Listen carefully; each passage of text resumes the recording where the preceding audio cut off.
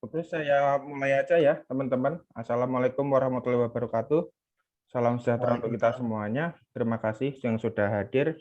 Kita mulai perkuliahan pada siang hari ini. Kalau berkenan, mohon dinyalakan kameranya ya, teman-teman ya. Nah, pertemuan kali ini kita mau membahas mengenai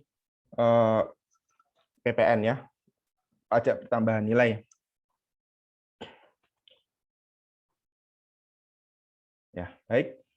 Definisi mengenai PPN ya. PPN adalah pajak yang terutang atas penyerahan barang kena pajak ya, atau BKP atau jasa kena pajak, baik penyerahan di dalam negeri maupun penyerahan dari dalam ke luar negeri yang dilakukan oleh pengusaha kena pajak. PKP, pemanfaatan JKP dari luar negeri, importasi BKP dari luar negeri. Nah, kata kuncinya ini adanya penyerahan ya, penyerahan, kemudian yang diserahkan adalah barang kena pajak atau jasa kena pajak. Nah, nanti bisa teman-teman dalami apa itu BKP atau JKP di Undang-Undang PPN itu ada. Kemudian pengusaha kena pajak. Pengusaha kena pajak atau PKP itu ada kriterianya ya teman-teman. Peredaran usahanya di atas 4,8 miliar itu dia ditetapkan sebagai PKP. Di bawah 4,8 miliar dia tidak diperkenankan memungut PPN seperti itu. Lanjut penyerahan ya. Penyerahan di sini artinya adalah penyerahan hak atas BKP karena suatu perjanjian ya. Atau yang kedua, pengalihan BKP oleh karena suatu perjanjian sewa beli dan atau sewa guna usaha, penyerahan BKP kepada pedagang perantara atau melalui juru lelang, kemudian pemakaian sendiri dan atau pemberian cuma-cuma atas BKP, kemudian BKP berupa persediaan dan atau aktiva yang menurut tujuan semula tidak diperjualbelikan, yang tersisa saat pembubaran perusahaan. Penyerahan BKP dari pusat ke cabang atau sebaliknya dan antar cabang kecuali dilakukan pemusatan PPN, kemudian penyerahan barang kena pajak secara konsinyasi, kemudian penyerahan barang kena pajak oleh PKP dalam rangka perjanjian pembiayaan prinsip syariah. Nah, barang kena pajak atau jasa kena pajak. Barang kena pajak atau jasa kena pajak adalah barang atau jasa yang terutang PPN menurut Undang-Undang PPN. Kemudian Undang-Undang PPN mengatur barang atau jasa yang tidak terutang PPN atau non-BKP, maka di luar itu adalah terutang PPN. Nah, non-BKP adalah barang hasil tambang, barang kebutuhan pokok, makanan minuman, uang, emas batangan, dan surat berharga. Kemudian non-JKP atau jasa kena pajak adalah jasa pelayanan kesehatan medik, jasa pelayanan sosial, jasa keuangan, jasa asuransi, jasa kesenian dan hiburan. Itu adalah jasa-jasa yang jasa non JKP menurut Undang-Undang PPN, yang bisa jadi kalau jasa pelayanan medik itu dan lain sebagainya itu dikenai PPh penghasilan tapi bukan PPN. Termasuk juga dengan emas batangan ya. Kalau mungkin emasnya sudah diolah itu bisa kena BKP karena ada perubahan wujud di situ ya. Kemudian pengusaha kena pajak. Pengusaha kena pajak adalah orang pribadi atau badan yang melakukan produksi, mengimpor barang, melakukan usaha perdagangan, jual beli ya, memanfaatkan jasa dari luar negeri ke dalam negeri dan melakukan usaha jasa yang ditetapkan untuk memungut PPN atas penyerahan BKP atau JKP yang dilakukannya. Kewajiban PKP muncul saat penyerahan dalam 1 tahun telah melebihi 4,8 miliar. Artinya peredaran usahanya sudah di atas 4,8 miliar. Nah, nanti juga ada surat penetapan dari Fiskus atau kantor pajak bahwa suatu perusahaan itu sudah termasuk atau sudah ditetapkan sebagai PKP atau pengusaha kena pajak. Seperti itu. Nah, tarif PPN. Tarif PPN atas barang atau jasa yang dikonsumsi di dalam negeri adalah 10%. Ya, penyerahan BKP atau JKP di dalam negeri itu PPN 10%, impor BKP itu 10%, pemanfaatan jasa kena pajak dari luar negeri ke dalam negeri itu PPN 10%. Nah, ini selanjutnya tarif PPN atas barang atau jasa yang dikonsumsi di luar negeri adalah 0%. Jadi ketika kita mengekspor barang kena pajak itu PPN-nya 0. Kemudian apa namanya? Ekspor barang barang PKP tidak berwujud itu PPN-nya juga 0. Kemudian apa ekspor JKP, jasa kena pajak, yang dimana itu PPN juga 0%, dasar hukumnya 32 PMK itu. Maaf, ini saya lagi setting ini kok agak ribet. Oke. Lanjut, ini terkait saat terutang PPN ya. Itu pada saat penyerahan BKP, kemudian impor BKP, penyerahan JKP, pemanfaatan BKP tidak terwujud dari luar daerah pabean, pemanfaatan JKP dari luar daerah pabean, kemudian ekspor BKP, ekspor JKP gitu ya. Kemudian pembayaran, kalau mendahului penyerahan BKP atau JKP, pemanfaatan JKP atau BKP tidak terwujud dari luar daerah pabean. Nah, faktur pajak. Nah, faktur pajak ini adalah dokumen yang diterbitkan oleh pihak yang melakukan penyerahan atau penjualan untuk memungut PPN yang terutang atas penyerahan BKP atau JKP di dalam daerah pabean maupun keluar daerah pabean atau ekspor. Nah, faktur pajak diterbitkan pada saat penyerahan BKP atau JKP. Penerimaan pembayaran dalam hal pembayaran diterima sebelum penyerahan BKP atau JKP, kemudian 3 saat penerimaan pembayaran termin dalam hal penyerahan sebagian tahap pekerjaan konstruksi. Nah, saat lain yang diatur peraturan Menteri Keuangan menurut PMK 238. Nah, simpelnya aja, misalkan kita beli barang ya, beli barang di suatu toko, kita beli katakan televisi. Nah, yang penjual televisi itu dia itu sebagai PKP, katakan saja gampangnya sebagai PKP, artinya nanti dia akan menagihkan PPN. Bagi dia itu adalah PPN keluaran. Nah, PPN itu nanti ada faktur pajaknya. Sebagai bukti dia adalah pengusaha yang menarik PPN. Nah, untuk dicermati bahwa sekarang itu dari Kementerian Keuangan, Direktorat Jenderal Pajak sudah mengeluarkan PPN yang berbasis sistem e-faktur ya, jadi berbasis sistem. Sudah tidak ada lagi PPN manual yang ditulis tangan gitu. Semua sudah bersistem nomor urut tercetak untuk menghindari adanya faktur pajak bodong gitu ya. Artinya ketika dia narik pajak PPN gitu ya, mengenakan pajak, tapi faktanya pajak tersebut tidak disetorkan ke kas negara karena tidak terekam juga di sistem dari Direktorat Jenderal Pajak, karena faktur pajaknya kan manual. Kalau faktur pajak yang diterbitkan oleh Direktorat Jenderal Pajak itu sudah tersistem dan ada identifikasi berupa barcode. Nah, itu bisa di-scan menggunakan aplikasi barcode scanner.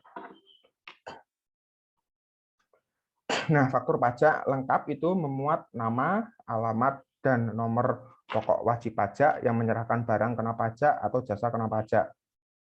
Kemudian nama, alamat, dan nomor pokok wajib pajak pembeli barang kena pajak atau penerima jasa kena pajak. Jenis barang atau jasa, jumlah harga jualnya berapa, atau penggantiannya berapa, kemudian potongan harga jika ada.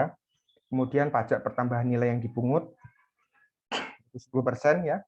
Kemudian pajak penjualan atas barang mewah yang dipungut. Kemudian ada kode, nomor seri, dan tanggal pembuatan faktur pajak, dan nama dan tanda tangan yang berhak menandatangani faktur pajak. Sebetulnya faktur pajak komponennya tidak itu aja, di paling bawah itu sekarang sudah ada barcode-nya, sehingga kita bisa melakukan scan barcode apakah faktur pajak itu benar asli atau tidak, seperti itu. Sebenarnya ini masih kurang satu lagi, di bawahnya sudah ada barcode. Nah, ini teman-teman bisa ketahui, ini adalah kode faktur pajak.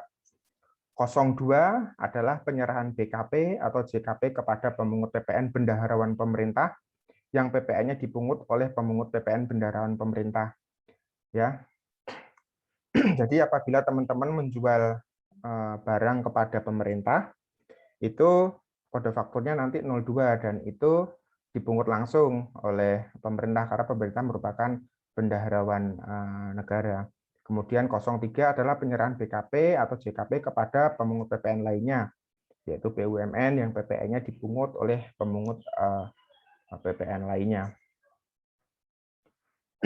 Kemudian 04 penyerahan BKP atau JKP yang menggunakan dasar pengenaan pajak lain ya yang PPN-nya dipungut oleh penjual. Ini biasanya juga dikenakan oleh perusahaan-perusahaan outsourcing ya. Ketika ada tagihan tenaga alih daya atau outsourcing, dia nanti mengenakan PPN dengan DPP jumlah lain karena pengenaannya adalah 10% dari fee manajemennya. Nah, nanti kode fakturnya 04. Kemudian 07 adalah penyerahan BKP atau JKP yang mendapat fasilitas PPN tidak dipungut atau ditanggung pemerintah. Kemudian 08 itu penyerahan BKP atau JKP yang mendapatkan fasilitas PPN dibebaskan. Kemudian 09 penyerahan aktiva yang tidak diperjualbelikan yang PPN-nya dipungut oleh penjual. Kemudian yang nomor 01 ya. Ini adalah penyerahan barang kena pajak atau jasa kena pajak yang PPN-nya terutang dipungut oleh PKP penjual di luar penyerahan-penyerahan di atas. Nah, sekarang PPN nomor 05 dan 06 sudah tidak digunakan lagi. Nah, ini faktur pajak, contoh dokumen lain yang kedudukannya dipersamakan dengan faktur pajak, antara lain bukti tagihan atas penyerahan jasa telekomunikasi oleh perusahaan telekomunikasi, kemudian tiket pesawat, kemudian ada bukti tagihan atas penyerahan listrik oleh perusahaan listrik, kemudian bukti tagihan atas penyerahan BKP dan atau JKP oleh perusahaan air minum, kemudian pemberitahuan ekspor barang, kemudian pemberitahuan impor barang, itu dipersamakan ya dengan faktur pajak, kemudian SSP atau surat setoran pajak untuk pembayaran PPN atas pemanfaatan BKP tidak berwujud atau JKP dari luar daerah pabean di dalam daerah pabean. Nah, ini contoh perhitungan untuk PPN keluaran. PPN keluaran itu artinya ketika penjual menjual barang gitu ya, itu kan ada barang keluar ya. Nah, kita menerima pajak nanti. Nah, itu disebut PPN keluaran. PPN keluaran adalah PPN yang terutang di sisi pihak yang menyerahkan BKP atau JKP. Jadi yang menyerahkan. Nah, penjual kan yang menyerahkan barang atau jasa itu kan penjual. PPN keluaran bersifat hutang ya, karena atas PPN tersebut wajib disetorkan negara.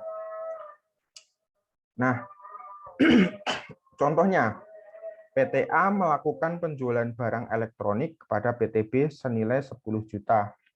Atas penjualan tersebut, PTA memungut PPN sebesar 10% dari harga jual barang. PTA menerima pembayaran sebesar harga jual barang 10 juta dan PPN-nya 1 juta. Atas PPN sebesar 1 juta, PTA mengaku sebagai utang dan akan disetorkan kepada negara di kemudian hari. Ya, jadi PPN keluaran itu posisinya adalah sebagai hutang karena perusahaan wajib membayarkannya ke kas negara. Kemudian PPN masukan. PPN masukan adalah PPN yang terutang di sisi pihak yang memperoleh, artinya pembeli.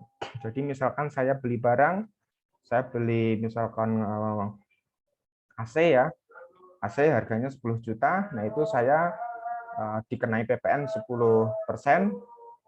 misalkan harganya 10 juta AC-nya, kemudian 10% berarti kan 1 juta. Berarti saya membayar total pembelian saya itu 11 juta. Nah, atas 1 jutanya itu saya masukkan ke dalam PPN masukan.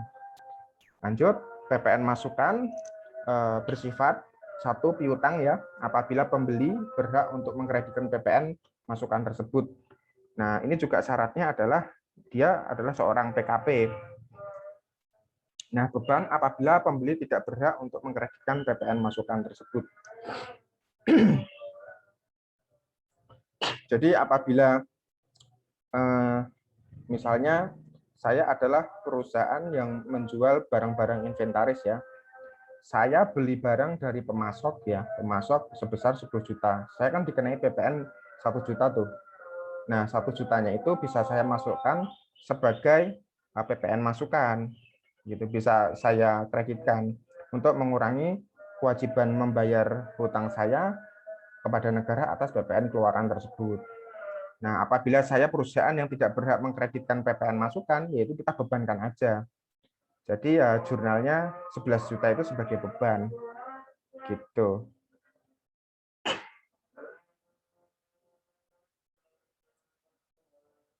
Contoh, saya boleh kasih jurnalnya ya. Misalkan seorang pembeli membeli barang nih, barang inventaris. Inventaris, ini katakan 10 juta. Ini PPN masukan, debitnya 1 juta. Ya.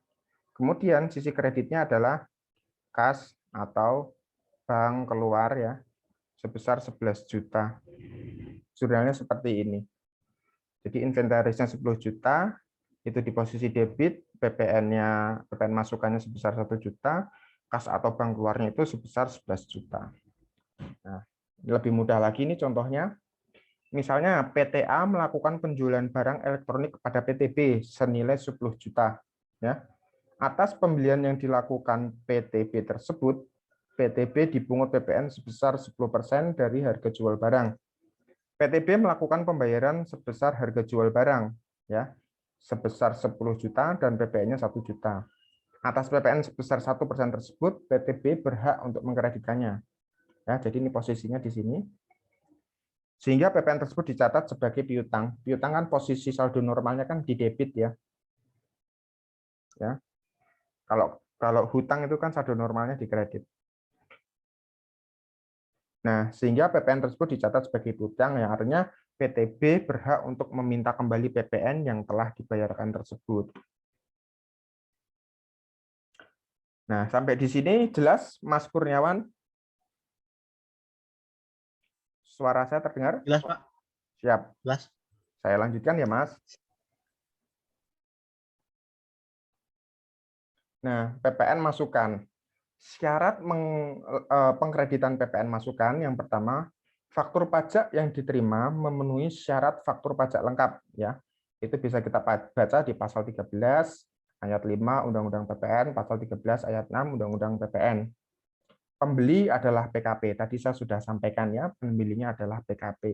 Sebagai syarat PPN itu dapat dikreditkan. Kemudian PPN terkait pembelian yang memiliki hubungan langsung dengan penyerahan yang terutang PPN. Nah, hubungan langsung itu terkait dengan produksi, distribusi, pemasaran, dan manajemen. Perhitungan kurang bayar atau lebih bayar. Nah, kurang bayar ini disebabkan oleh lebih besarnya pajak keluaran ketimbang pajak masukan. Ya. Kurang bayar ini disebabkan oleh lebih besarnya pajak keluaran ketimbang pajak masukan. Ya. Artinya kita lebih banyak menjualnya daripada kita membelinya. Artinya kita memiliki hutang kepada negara ya. PKP menerima PPN dari penjual yang dilakukan lebih besar daripada PPN yang dibayarkan kepada vendor. Sehingga sisa lebih tersebut adalah kurang bayar yang harus disetorkan ke kas negara. Jadi seperti yang saya jelaskan ya. Lebih bayar itu disebabkan oleh lebih besarnya pajak masukan ketimbang pajak keluaran. Artinya pembelian barang kita lebih banyak daripada penjualannya. Seperti itu. Nah, soal lebih bayar tadi, PKP kan menerima PPN dari penjualan yang dilakukan lebih kecil daripada PPN yang dibayarkan kepada vendor. Nah, sehingga sisa lebih tersebut adalah lebih bayar yang berhak diminta kembali. Nah, ini permintaan kembali lebih bayar. Ini sering menjadi bahan pertanyaan teman-teman yang sudah melakukan kegiatan usaha di perusahaan atau yang bekerja di perusahaan. Barangkali teman-teman ada yang megang pajak. Nah, pertama, prosedur yang dapat kita lakukan adalah terkait dengan kompensasi. Kompensasi ini atas kelebihan bayar PPN di suatu masa pajak dapat digunakan untuk menambah pajak masukan di masa-masa pajak berikutnya. Misalnya pada bulan ini saya kelebihan bayar, ya bulan depan saya kurang bayar. Kelebihan bayar saya di bulan ini bisa untuk membayar kekurangan bayar saya di bulan depan. Nah, berbicara soal tahun, misalkan tahun 2020 saya lebih bayar PPN 1 miliar. Tahun depan saya kurang bayar PPN 2 miliar. Artinya kelebihan bayar di 2021 miliar itu bisa menjadi pengurang pajak utang kita ke kas negara sebesar 1 miliar. Jadi utang kita di 2021 itu sebesar 1 miliar. Kan 2 dikurangi 1. Kemudian permintaan pengembalian lebih bayar itu dapat kita lakukan dengan mekanisme restitusi. Nah, restitusi apa sih? Restitusi adalah atas kelebihan bayar PPN di suatu masa pajak dapat dimintakan kembali ke negara melalui pemeriksaan pajak. Kemudian penelitian, pengembalian, pendahuluan kelebihan pajak. Nah, ini ada plus minusnya ya. Kalau kompensasi tadi saya jelaskan kembali, misalkan bulan ini kita kelebihan bayar, bulan depan kita kurang bayar. Nah, kurang bayar ke kas negara masa berikutnya itu kita bisa kompensasikan dengan kelebihan bayar yang sudah yang pada bulan ini. Nah, berbeda dengan restitusi. Restitusi ada syarat ini. Ini yang sering membuat para manajemen pajak atau perusahaan mikir-mikir. Nah, kalau saya minta restitusi kan mintanya kan pengembalian. Restitusi itu artinya misalkan Mas Kurniawan adalah fiskus. Fiskus itu pajak misalnya pemerintah ya. Direktorat Jenderal Pajak nih misalkan Mas Kurniawan. Saya perusahaan. Saya membayar PPN kelebihan ke Mas Kurniawan. Saya mau minta balik dong uang saya ke Mas Kurniawan gitu ya. Mas Kurniawan boleh balikin ke saya utuh, misalkan saya lebih bayar 1 miliar. Nah, Mas Kurniawan balikin saya 1 miliar, tapi ada syaratnya. Sebelum saya balikin duitnya ke saya 1 miliar, Mas Kurniawan periksa saya dulu, pemeriksaan pajak. Nah, ini resikonya berat sekali pemeriksaan pajak. Kalau misalkan diketahui kita malah kurang bayarnya tambah banyak, gimana? Ya toh? Artinya kan kita bisa jadi tombok, mau untung malah buntung gitu ya. Itu harus dilakukan pemeriksaan pajak atau dilakukan penelitian pengembalian pendahuluan kelebihan pajak. Nah, itu prosedur yang bisa kita ambil, misalkan kita posisinya sebagai perusahaan, kita bisa minta kompensasi atau restitusi. Nah, restitusi nggak enaknya kita harus diperiksa dulu. Nah, terima kasih.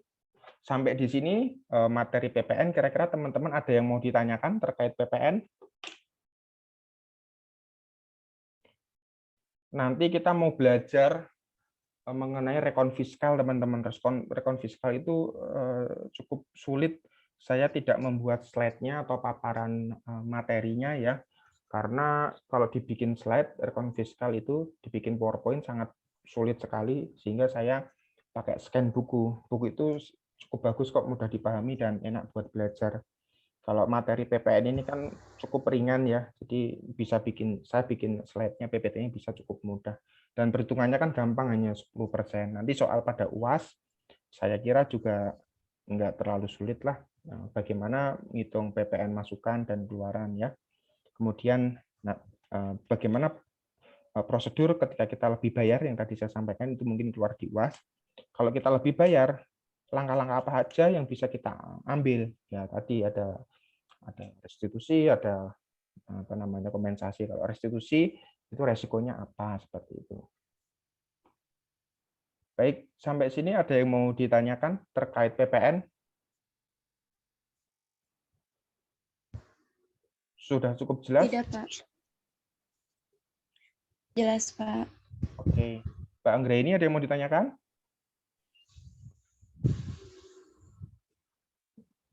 Mas Suherman tidak ada?